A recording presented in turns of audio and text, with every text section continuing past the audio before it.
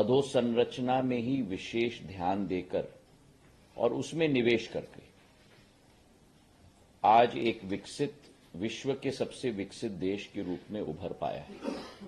और यही कहानी हमारी पड़ोसी देशों की भी है।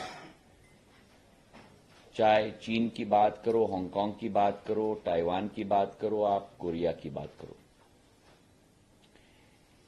पर आश्चर्य की बात यह है कि यही स्थिति भारत की भी थी। अगर 1950 के आंकड़ों को हम निकालें तो भारत चीन जैसे देश से कई गुना आगे सदैव रहा है। रेल के क्षेत्र में भारत का रेल नेटवर्क करीब 53,000 किलोमीटर का था और उस समय चीन का रेलवे नेटवर्क केवल 23,000 किलोमीटर का होता था। लेकिन जो अर्थशास्त्र में कहा जाता है, एक नैरेटिव सेट करना और एक नैरेटिव के साथ अनलीशिंग द एनिमल स्पिरिट्स की एक क्षमता, एंटरप्रेन्योरिज्म हो, निवेश हो, नेतृत्व हो, क्षमता हो, और इन चारों शक्तियों को लेकर क्रियान्वयन करके नतीजे पे हम लोग उतर पाए। लेकिन पिछले 50-60 सालों में दुर्भाग्यपूर्ण ये भारत में संभव नहीं हो पाया और इसके पीछे भी कई कारण हैं। 4 या 5 मुख्य कारण हैं। पहला कारण है कि सरकार का ही अधोसंरचना में निवेश की कोई विशेष ध्यान, आकर्षण या क्षमता ही नहीं रही। उसी के साथ जो भ्रष्टाचार और अदक्षता, इनएफिशिएंसीज की जो वातावरण पूरे देश में रही है। तीसरा कारण कि पर्यावरण की मंजूरियों के लिए अलग थलग एक एक मंत्रालय भटकता था और भूमि अधिग्रहण की भी एक बहुत बड़ी समस्या होती थी। और अगर मैं कहूं तो यह अतिशयोक्ति नहीं होगी कि सबसे बड़ी समस्या देश में नेतृत्व की थी, नेतृत्व की कमी की थी, विजन की थी।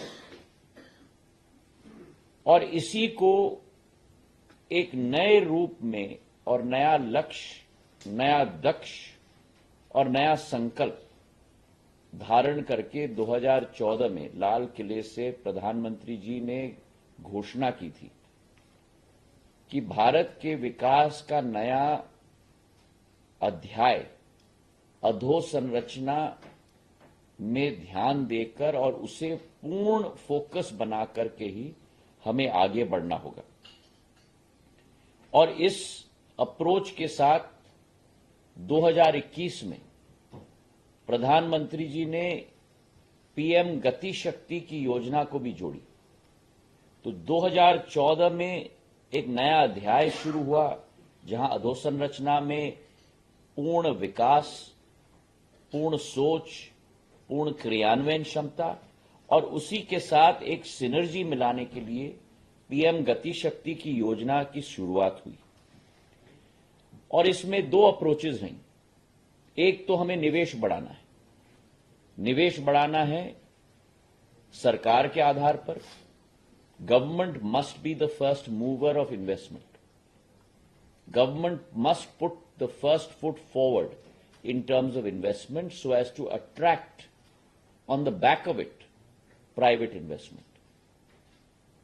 और उसी के साथ साथ हमारे विभिन्न मंत्रालयों में, विभिन्न डिपार्टमेंट्स में एक सिनर्जी और कोऑर्डिनेशन और कोहेजन का वातावरण भी हमें निर्मित करना पड़ेगा। और इस सोच, ट्विन अप्रोच की सोच और विचारधारा, फ्रंट फुट पे सरकार का निवेश, उसी के साथ निजी क्षेत्र के निवेश को आकर्षित करना और उस अप्रोच के साथ एक सिनर्जी सारे गवर्नमेंट डिपार्टमेंट्स के बीच में बेहतरीन सिनर्जी पीएम गति शक्ति योजना के आधार पर। इस अप्रोच के साथ जो नतीजे आज 9.5 साल बाद हमारे सामने हैं, सबसे पहले सरकार ने निजी क्षेत्र से और सरकारी निवेश को भी ऐतिहासिक बढ़ोतरी दी है। नेशनल मॉनेटाइजेशन पाइपलाइन के तहत, इनोवेटिव मॉडल्स के तहत नया निवेश भी आकर्षित किया है। और अगर आप देखें, जो मैंने कहा कि सरकारी निवेश की हमने बात की, जो रेल बजट 2013-14 में 29,000 करोड़ का था, उसे आज 9 गुना 9 वर्षों में बढ़ाकर आज वही रेल बजट 2,40,000 करोड़ का बन चुका है उसी देश के अंदर। 9 times multiplication, 900% growth, 29,000 crores to 2,40,000 crores। देश की जनता ये कभी कल्पना नहीं कर पाती थी कि भारत सरकार 10 लाख करोड़ का कैपेक्स का इंफ्रास्ट्रक्चर बजट लेकर आगे बढ़ेगी 1 साल के अंदर। पूर्व के जमाने में एक रुपया नहीं 8 आने डाले जाते थे। आज 10 लाख करोड़ का कैपेक्स की योजना है 1 साल के अंदर, और प्रधानमंत्री स्वयं हर एक मंत्रालय